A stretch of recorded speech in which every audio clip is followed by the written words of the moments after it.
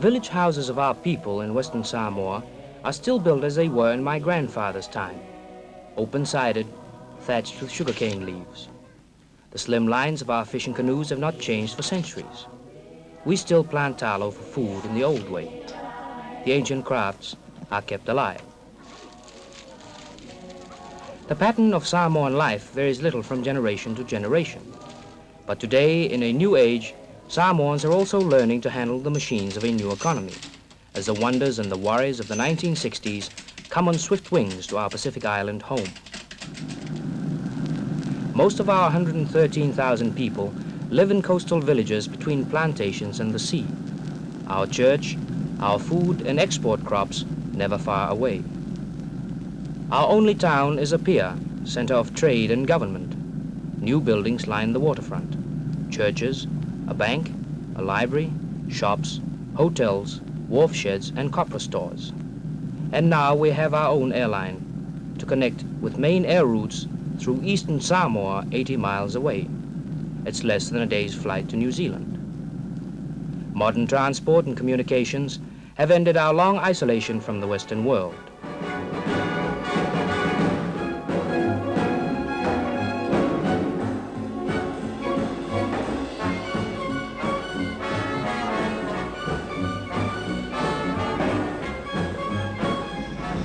Wherever you travel in Western Samoa, from Apia, the capital, to the remotest villages of the two main islands, you'll find that very few Samoans are entirely indifferent to the world around them. The onward march of Samoan progress can be seen in every school and training college. In the shade of a breadfruit tree, a New Zealand-trained specialist in primary education passes on her knowledge to students who will one day be teachers themselves. 2,000 miles away in a New Zealand university, students learn from a Samoan Master of Arts something of the Western influences which are changing the lives of the Samoan people.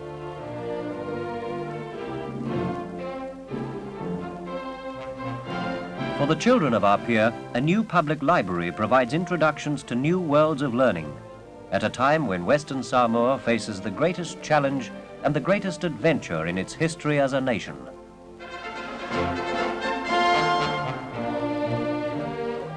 On May 9, 1961, the Samoan and New Zealand governments arranged a plebiscite at the request of the United Nations to decide whether our country would become independent in January 1962 or remain a United Nations Trust territory. A UN commissioner supervised the voting. All adult citizens were eligible to vote on that historic day when, by a 6-to-1 majority, we declared for the independence of Western Samoa.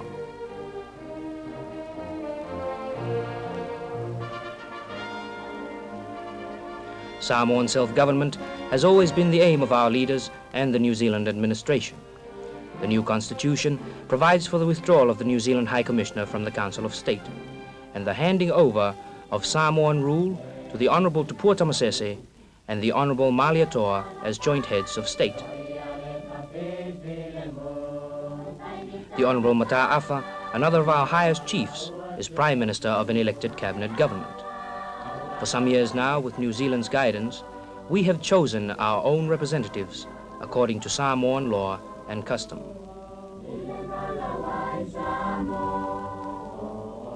In the villages at this time, there is much talk about the future of independent Samoa, and a welcome for the assurance that New Zealand has offered continued aid under a treaty of friendship.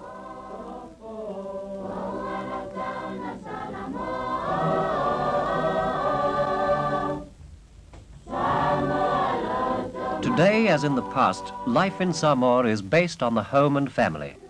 Samoans still grow up with a healthy respect for the traditional way of living and a lively awareness of their rich heritage of custom and ceremony. But they are also learning the varied skills which they need for independence in the modern world. Here at Apia General Hospital is a man who would rank high in his profession anywhere, Ioane Okasene, surgeon.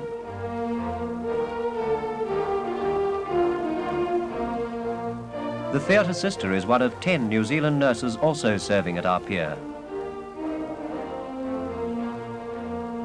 The Samoan and European staff of the territory's main hospital work long hours, and at the end of the day, Okaseni looks forward to the garden gate welcome from his son Neone, youngest of the Okaseni family of 10 children.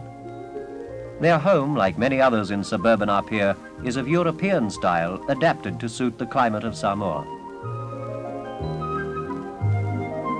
Mrs. Okaseni is a trained nurse. Her husband graduated from the Pioneer Medical School in Fiji nearly 30 years ago.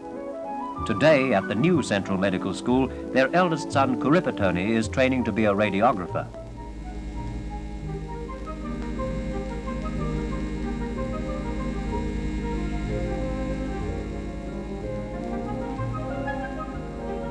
In 2 years, when he completes his course, Kuripatoni plans to return to Samoa as a radiographer in the health service. Many of the doctors and all the senior nurses at Apia Hospital were trained in Fiji or New Zealand. Sister Fasau, for instance, completed her specialist training at Wellington Hospital. The baby clinic is staffed by a New Zealand sister and locally trained Samoan nurses.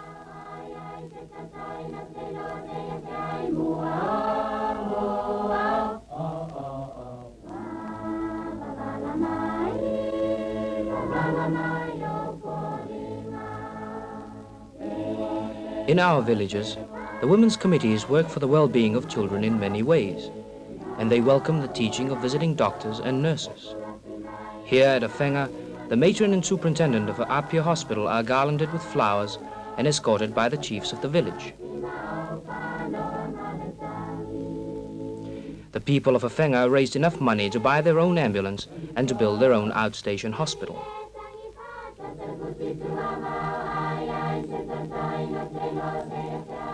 The chiefs and people of most villages are interested in community health and the welfare of children, and there is a good response to the World Health Organization campaign against tuberculosis, now in its 2nd year in Samoa. Inside the Women's Committee House, the matron offers advice to mothers about the advantages of natural foods from the sea and the plantation.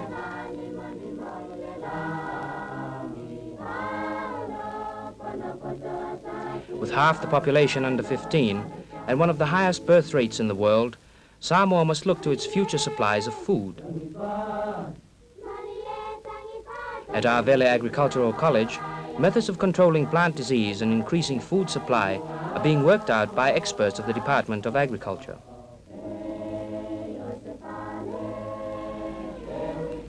Bananas are a stable food and a valuable cash crop. We plant and harvest all the year round, as bananas grow to maturity in a few months. Most of the crop is produced on plantations owned by individual Samoan families, and everyone lends a hand in the fortnightly gathering and packing for export. This is the main source of income for many of our people.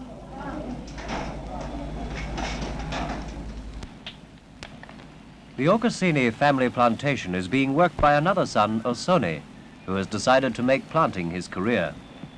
The present crop is talo, another of the main foods of the Samoan people. Osone weeds his talo patch by hand, but on the coconut plantations of the Western Samoan Trust, herds of cattle do the weeding and provide supplies of beef. Family groups work in different parts of the trust estates. The women and girls scoop out the white kernel of the nuts. When dried, this becomes copra, the main cash crop of Western Samoa. Cocoa is second in value as an export crop. It's usually grown on higher ground than coconuts. The pods contain cocoa beans which are washed and dried on the plantation before being sent by road to the port of Apia. About £1 million worth of copra and £1 million worth of cocoa are exported each year, mainly to the United Kingdom. Cargo is lighted out to overseas ships berthed clear of the inner reef.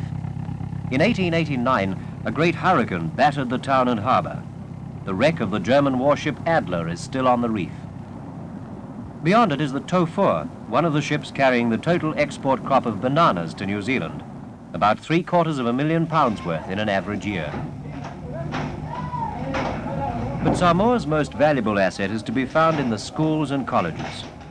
The Teachers Training College has a roll of 230 students and a staff of Samoan and New Zealand university graduates.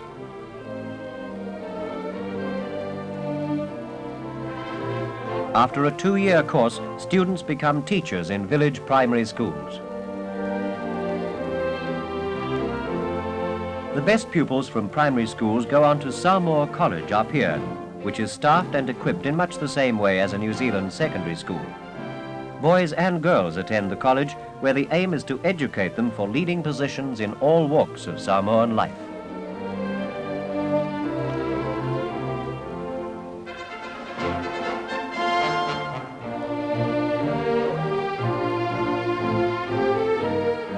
The fourth form master is a New Zealander, and one of the brightest students in the form is Telecini Okasene.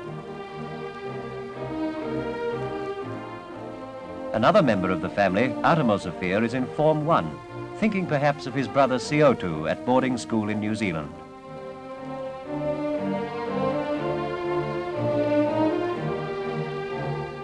Siotu is one of about 150 young Samoans now being educated at schools and universities in New Zealand. Another Samoan student, Miss Margaret Stelline, is completing a home science course at the University of Otago.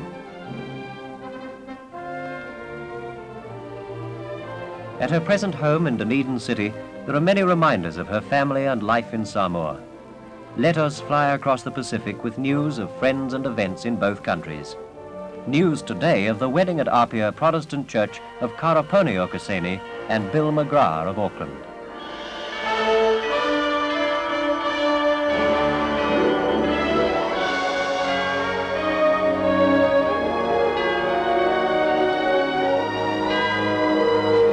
Karaponi met her husband when she was training as a nursing sister in New Zealand.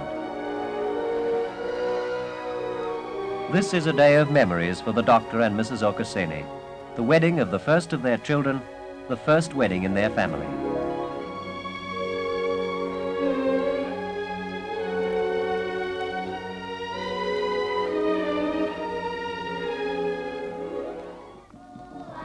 In the cool of a Samoan evening, a reception for many relatives and friends. His Excellency the High Commissioner and Mrs. Wright are among the first to offer congratulations and good wishes to Mr. and Mrs. McGrath.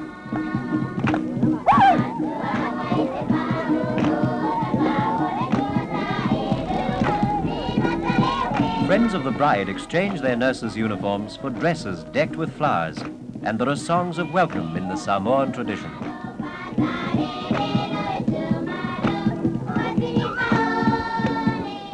For centuries, it has been the custom for the Samoan bride to dance for her guests on her wedding night. Karaponi dances, as her ancestors did long ago, the graceful, carefree siva of old Samoa.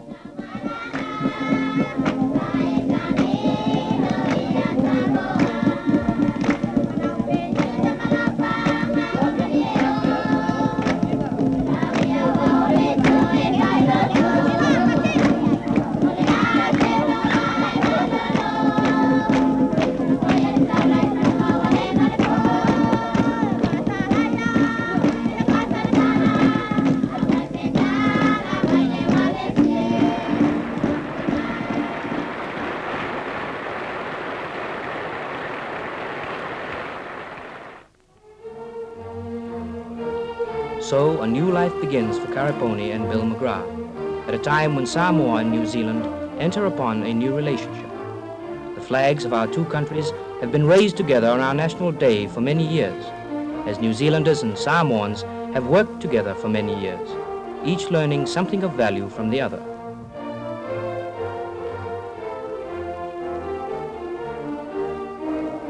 Now the years of training and trusteeship are over, but the spirit of cooperation which brought into being the first fully independent Polynesian state will always remain, to guide the Samoa of yesterday and the newly independent Samoa of today in the ways of harmony and progress.